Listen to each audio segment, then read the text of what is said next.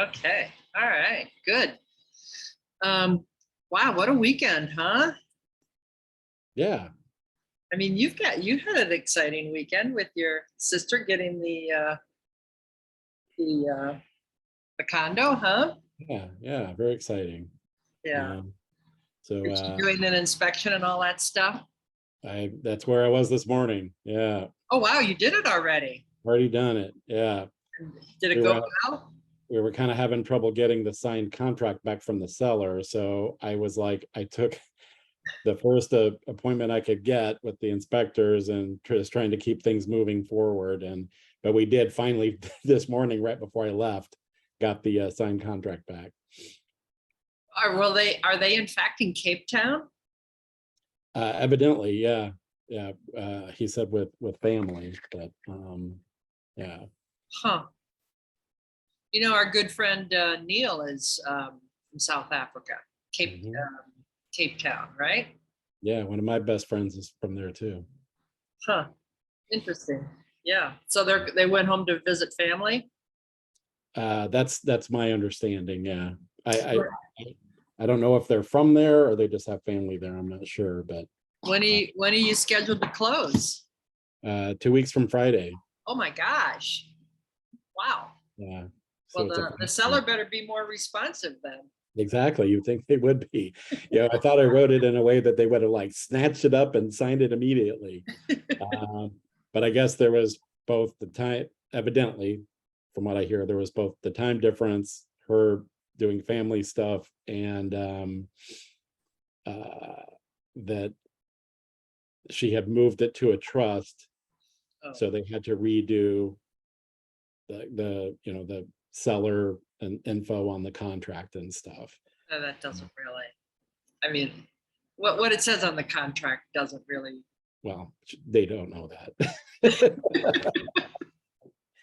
So who knows, but it's done now. Had So you filled? Do you typically fill in the seller's name on the contract? I usually. I don't, but Lisa put it together for me, and Oh, they had the seller's info from the disclosures. right. So she entered it in there. Oh, But yeah, that's an interesting point. I thought about that too. I thought maybe it is better just to leave it I blank, even usually just leave though it blank. I don't. I let the. I usually have too, but unless it's something I'm more familiar with. Um, but yeah, I think just because Well, a she lot of times, well, particularly because I'm working with investors too, they have an LLC and I don't know. right. I mean, some investors have a different LLC for each property that they Yeah. own, right? Yeah. My family's buying it in a trust too, so it's a trust selling it to a trust. Yeah, Right. Yeah. Well, I mean, I think it's getting to be more and more uh, yeah. standard operating procedure. But Mhm. yeah, no, it was a busy weekend. I had a really good showing on my property out in Harwood Heights. They are interestingly selling a property in Lincoln Square, which I tried to find it in the MLS. It's not in the MLS, and the agent has told me that they've gotten 3 offers on it. But Hmm. what's interesting is that that's like the second or like the last 2 or 3 showings I've had on that house in Harwood Heights have been people coming from Lincoln Square, Hmm. which I found that to be true in Portage Park as well. That people are getting priced out of Lincoln Square and they're going west, like Forest Glen, Portage Park, Hmm. Heights. So those close in suburbs like Harwood Heights and Norridge are interesting because um, they actually contract with the city for city services. So it's kind of a blend of being in the suburbs, but they have city Kind services. of in the city. But Kind of in the city. kind of half in the city, yeah. So, but anyway, and Elmwood Park is like that too, I believe. So, anyway, Yeah. but yeah, and then I had my open house on my Lincoln Square property at 2635 Leland, and I've been holding that open every weekend, and I had like 5, what I consider real buyers come through. Mhm. You know, we've been open every week. Well, weren't open last weekend because of the torrential downpour. I held it open on Sunday instead of Saturday. And we had the torrential downpours on Sunday. And by the time I got back home, it's like, I am not going back out again, baby. I mean, getting up Lakeshore Drive was kind of getting back from West Loop up Lakeshore Drive to back home was a trip and a half. Anyway, so we canceled that open house, but otherwise we've been open every weekend. So, and we've been on the market since the 1st of August. So it's not like new on the market, but I probably had 10 groups of people through. I mean, it was a nice day on Saturday. I mean, I think that's part of it. But half of those were like legitimate buyers. And I think the buyers have finally decided that, you know what, prices are what the prices are and interest rates are only going to go up. I mean, Mhm. how was your open house? You had an open house yesterday, right? Yeah, mine was slower, but I kind of expected it for that property. Plus, it was one of those sort of fake open houses, so I couldn't do a lot of marketing on it because the building doesn't allow traditional open houses. So, and they're watching it. So I had Erica help me and wait in the lobby for people, but I didn't do all of the marketing I would have normally done because a lot of the neighbors were already kind of giving her a hard time about it. So, which they really shouldn't care as long as, because what they, normally when buildings have that rule, it's because they don't want unescorted people wandering through the building, which is understandable. But I had a second person to, meet them, waiting in the lobby to bring them up, um, uh, escort them up and back down. So, it shouldn't have been an issue, but for whatever reason, a couple of other people got in trouble for it. So now they're all like policing it. You mean a But couple of other agents got in trouble? no, a couple of other homeowners. Oh, homeowners. So they're, well, if I can't do it, you can't do it, sort of. Well, yeah, exactly. Yeah. I mean, yeah, exactly. That's how that goes, right? Uh, Is that your Ontario listing? yeah, yeah. And my seller's going to bring it up at the next board meeting to at least say, like, this should be allowed if we do it this way. It shouldn't be. Did you have a good turnout or no, you didn't?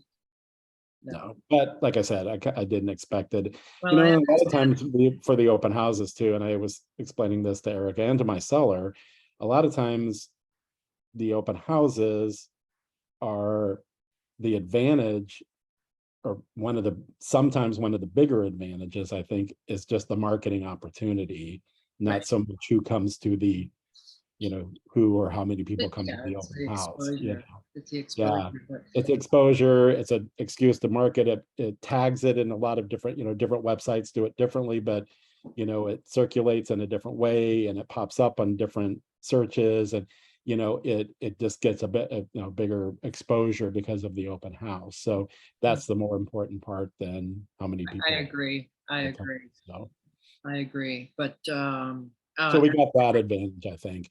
And actually, I had a buyer of my own who saw it because of the open house tag, saw it pop up, and he's actually one of the people that came, and didn't even realize when it had popped up that it was actually my listing. But anyway, so it's just kind of interesting how it you how it mean all. it was a buyer that you had already been working with, you mean? Yeah. Mhm. Oh, that's an odd coincidence, isn't it? Yeah.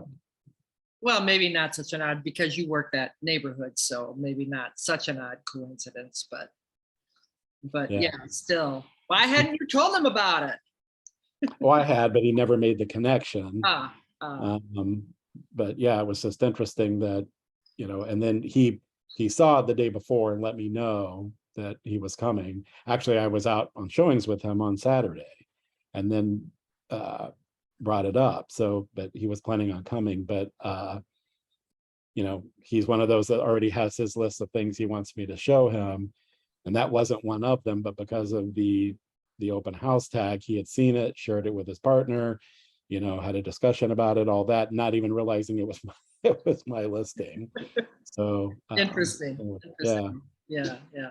I know it's hard to figure, right? But no, I had two or three people. I mean, I like I said, half of the people that came through were I would consider serious buyers. But you know, talking about, well, you know, interest rates aren't going to be coming down, so we might as well jump in. And this is a time of year when people are thinking too. I mean, you know, the kids are back in school, summer's over. You know, they want to be in their new home by the holidays. So this is our little surge before Thanksgiving, I would say.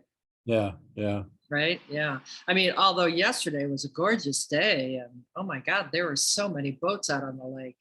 In fact, what do they Yeah. call that when the speedboats get out there and they lash themselves together and they Talking call about the honey pot or whatever, yeah, what do they call that? Where they well, it's that particular area, it's no, either. no, no, yeah, but they do it out here off of Thorndale Beach now.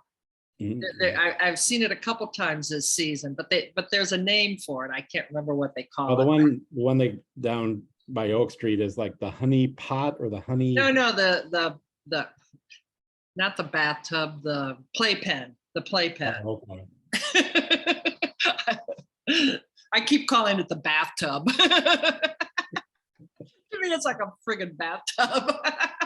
Guess it depends on what your idea of a playpen is. Well, I mean, they've had some incidents down there this summer, though. They're going to start cracking down on some of that stuff.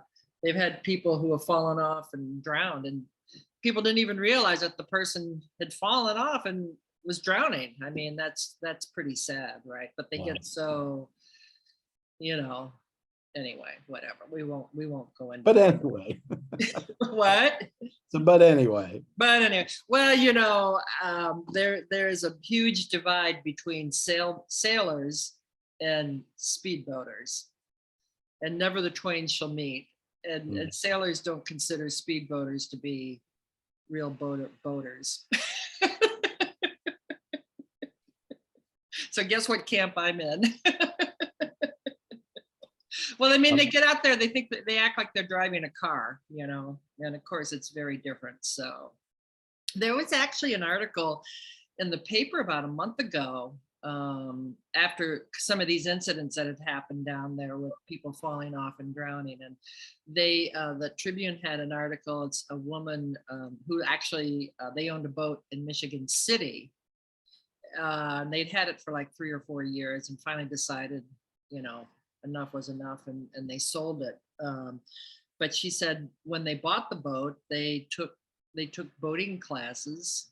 You know, I mean, they were responsible boaters and wanted to make sure that they knew what they were doing and doing the right things, and you know, and all that stuff. And she said, you know, after 3 years, we felt like we were just starting to scrape the surface of the things that we needed to do to be responsible boaters. And I thought that was a good article to print, because so many of these speedboaters, you know, they just feel like they're driving a car. And anyway, whatever. I'm getting off on a rant now. Yes, you are. Well, I'm in neither camp, partly because I don't have a boat. But Yeah. if I did, I wouldn't be the speedboater or the sailor. I'd be the pontoon boat guy. You'd be the Floating around out in the little river. fishing boat guy out there. And No, not fishing, pontoon, just with the seats all around just to sit there. I don't fish either. So because they have those pontoon boats that just have the 2 seats in the front for fishing, and I couldn't care less about that. I just want everybody to be able to sit and have a good time. So Well, you know, it's funny when my folks had the cottage up at Lake Somerset, when my dad, after he'd retired from the Navy and was working for the city, they had a summer cottage up northwest of Rockford, at a little development up there called Lake Somerset, which has become rather exclusive over the years. But they have a lake there, and we had a little cottage on the lake, and he had a pontoon boat. That's what he had. He had a pontoon boat, and yeah, he'd love it. He would sit down there and smoke his cigars and drink his old fashions. And yeah. I'm in the float around He pontoon. wouldn't even take it out on the lake. He'd just have it docked at the, at the end of his lot there, at his pier, at his little dock. And he'd just sit down there on his boat and watch the world go by. Yep.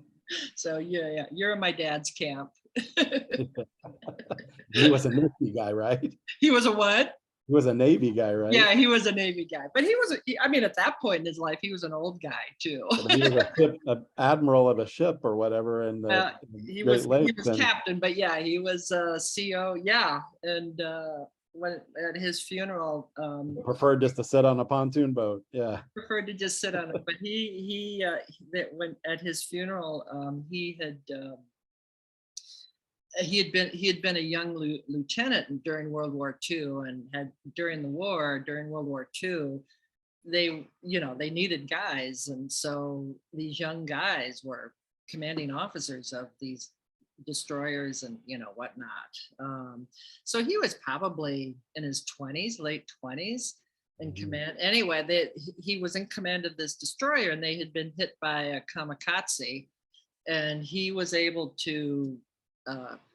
They were able to get back into port, keep the ship afloat and get back into port.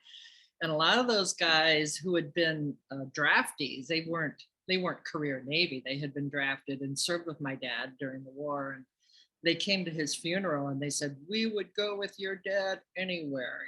They just thought the world of him. He felt like that he had saved their lives. So.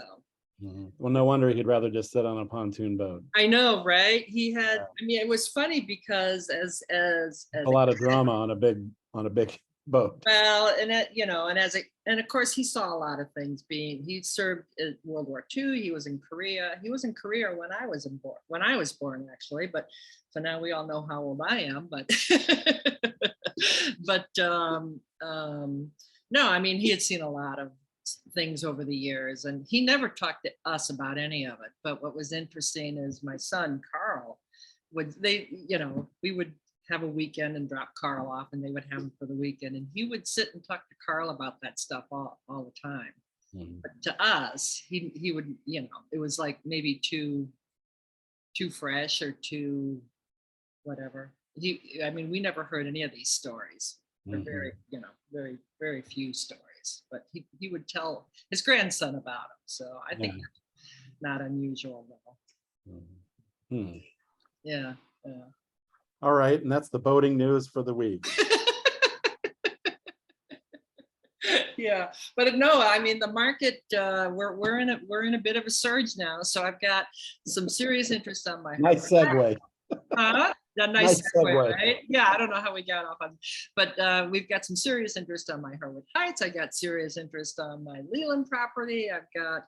Well, when I was with the inspector this morning, of course, that's always a better indication to me than my own business, because my own business is so microcosmic that, compared to the market, that you never really know. But he says that they were really slow after the 4th, but the last 2 to 3 weeks it's really picked back up for them. Interesting. Yeah. Well, so that's definitely my experience. I had a showing. I've got a condo over in East Ravenswood that's coming on the market next week. We've been working on the staging, and I've had it on the coming soon platform. But I don't think a lot of agents ever check that. I don't know. It doesn't seem like you ever get much off of that. But no, I had a showing there yesterday too that went extremely well. So I might have that sold before we actually come live on the market. Yeah. So the market's definitely shifting. But what you got going this week? You did the It was inspection. a long way around to saying the market's pretty good. Yeah, a long way around to say the market's pretty good. All right. Yeah. Good to see everybody. Yeah. Have a good week, everybody. We'll see you next week. All right. Bye-bye. Bye.